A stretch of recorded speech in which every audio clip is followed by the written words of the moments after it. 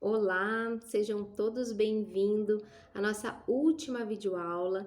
Se você não assistiu a primeira, a segunda e a terceira videoaula, eu te convido a assistir, que é referente ao meu projeto de extensão. Eu me chamo Marília, eu sou licenciada em Ciências Biológicas e agora eu sou estudante universitária da minha segunda licenciatura, que é em Pedagogia, na Uninter Polo de Santa Maria, no Rio Grande do Sul.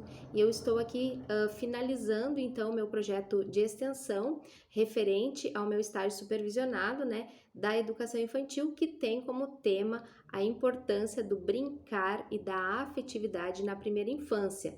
E eu gostaria de compartilhar com vocês então hoje um documento utilizado nas escolas que diz respeito às aprendizagens, né, ao ensino. E ele se chama BNCC, que é a Base Nacional Comum Curricular, e essas aprendizagens, elas estão voltadas para aquilo que é essencial a ser trabalhado. Então, como a escola tem esse cuidado dessa particularidade, de entender que existem aprendizagens essenciais, eu acho muito cabível nós, como família, também conhecermos esse documento para que a gente possa também acompanhar aquilo que é essencial para a vida das nossas crianças, né, que estão nessa faixa da primeira infância, ao qual nós temos conversado ao longo desse projeto de extensão. Ok, esse documento, então, a BNCC, ele é destinado às escolas. Como eu faço para ter acesso?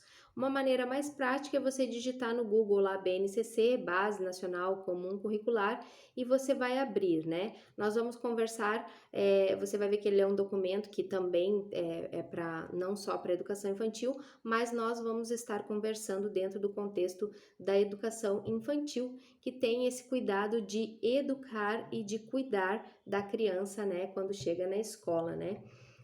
Então, esse documento ele tem um objetivo de ampliar o universo de experiências, conhecimentos e habilidades dessas crianças, né, da educação infantil, diversificando e consolidando novas aprendizagens, atuando de maneira complementar à educação familiar, pois a primeira educação, a primeira aprendizagem que a criança vai ter é dentro do contexto familiar.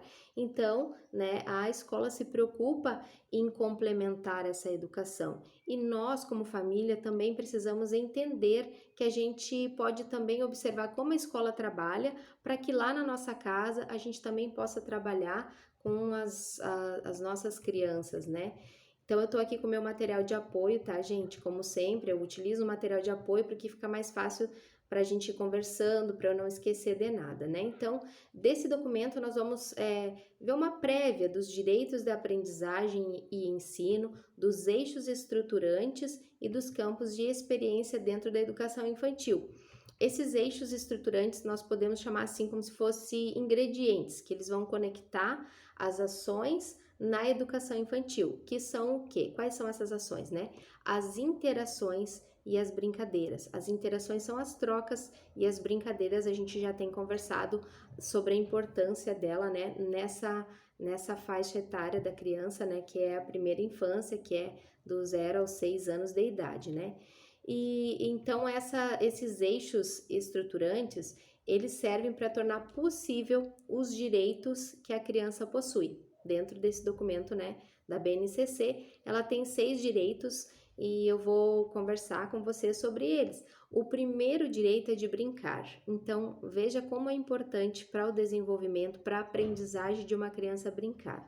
O segundo, de conviver com outras crianças, conviver com adultos, né? Tem também o direito de se expressar através do diálogo, de se comunicar, de falar o que ela pensa, o que ela sente. A criança tem o direito de conhecer a si mesma, e isso vai criar a identidade dela, de participar de algumas decisões que cabe para a idade dela, participar de algumas regras que cabe para a idade dela. Ela tem esse direito. E o direito também de explorar que a gente às vezes acaba esquecendo o quão importante é, e às vezes a gente, dentro da nossa casa, quando as crianças são bem pequenas, elas começam a mexer nas coisas e muitas famílias não gostam e dizem, não mexe aí. A gente precisa ter esse cuidado, né? Ter o nosso olhar para que não aconteça nada, né? Nenhum perigo para aquela criança, mas a gente tem que dar esse direito da criança explorar, conhecer o que tem dentro, o que tem fora, o que tem no alto, embaixo, abrir, fechar, rasgar, para que ela possa explorar texturas, né, lugares, enfim. Então, esses são os direitos da criança, né, que ela tem, de brincar, conviver, expressar, conhecer a si mesmo, participar e explorar, né? Então, esses eixos, né, e esses direitos, o que eles trazem? A essência daquilo que é ser criança, né? E que a gente não pode negligenciar eles, né? Vamos conhecer então agora sobre os campos de experiência e aprendizagem. E eu acho muito interessante a gente conhecer sobre isso, porque nós vamos conseguir trabalhar melhor as brincadeiras, as direções que nós vamos dar, né? E nós vamos ver como a gente vai ser mais afetivo com a criança se a gente entender quais são os campos que elas podem ter essa experiência, né? Então, os campos da experiência são, o primeiro, o eu, o outro e o nós. Essas são as interações que a criança deve criar, esses laços, né? Consigo mesmo, com o outro, né? Esse outro, outras crianças, entender e respeitar as diferenças que existem em nós, que nós não somos todos iguais, né? Apresentar para essas crianças que ela é dessa maneira, que a outra criança é de outra maneira, que nós somos diferentes, que não somos todos iguais, mas que todos temos o mesmo direito de ser respeitados. O segundo campo de experiência é o corpo, os gestos e os movimentos, né? Então aqui nos dá a ideia da gente explorar por meio de diferentes linguagens, né? As experiências que a criança vai ter com o corpo, com os gestos, com os movimentos, através da música, da dança, de diferentes brincadeiras, de teatro. Ela vai explorar, ela vai vivenciar vários gestos, vários olhares. A gente pode trabalhar com sons, com mímica, tudo que envolve, então, corpo, gestos e movimento é essencial na aprendizagem de uma criança. Outro campo de experiência são os traços, sons, cores e formas. Aqui a gente vê os nossos artistas, né, evoluindo, né? Eu acredito muito que dentro desse campo de experiência a gente pode ver a pintura, a modelagem, a colagem, a gente pode ver ali artista que a gente que a gente desconhece, né? A música também, o teatro, a dança também pode estar dentro desse campo de experiência e a gente precisa trabalhar essas coisas. Às vezes a gente na correria do dia a dia esquece de trabalhar diferentes maneiras da criança se desenvolver. E traços, sons, cores e forma nos dá essa ideia dessa experiência, né? Onde a criança vai criando as suas produções, criando as suas artes, né? Outro campo de experiência é a escuta, a fala, o pensamento e a imaginação. Então, desde o nascimento, as crianças participam, então, de situações comunicativas, né? Através dos movimentos, o bebê consegue perceber, através da nossa fala, através da música, né? Então, através do sorriso, do choro, as crianças vão ampliando o seu conhecimento, a sua aprendizagem, e é uma maneira da gente estar também, né, trazendo desde cedo para a criança essa curiosidade, né, com relação à cultura, ao ouvir, à escrita. A gente pode trabalhar aqui as leituras, a gente pode trabalhar com a criança a imaginação dela, fazer contação de histórias, deixar ela criar a história, recontar a história, colocar diferentes sons na nossa fala, diferente entonação, tonalidade, né? Tudo que possa ser diferenciado para que a criança consiga observar diferentes aspectos, né, da maneira de falar, da maneira da imaginação que ela vai ter, né? Então, dentro desse campo da experiência, escuta, fala, pensamento e imaginação, seria interessante a gente trabalhar bastante a parte oral, a parte da contação de história com as crianças. Outro campo de experiência, então, né? E eu acho que é o último, sim, é o último campo de experiência, é os espaços, tempos, quantidades, relações e transformações.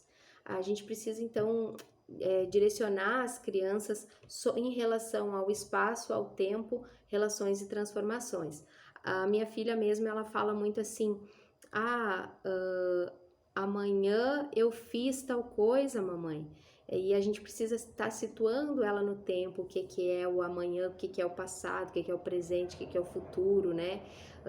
O que é dia, manhã, tarde, noite, as quantidades, né? Os espaços.